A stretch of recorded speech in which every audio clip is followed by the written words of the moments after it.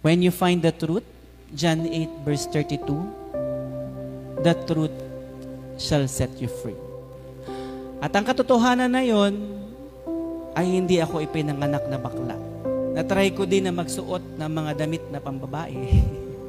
At umibig din sa kapwa ko lalaki nung ako ay nag-aaral pa. Rumarampa kasama ang mga kaibigan kong bakla until I surrender my life to Jesus. And through Jesus, I find my identity in life.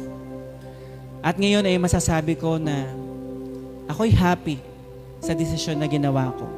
Binigyan ako ng Lord ng isang mabuting asawa. Isang magandang asawa na gumaganda araw-araw sa aking paningin. Binigyan ako ng 2 magandang anak. At kami po ay maligayang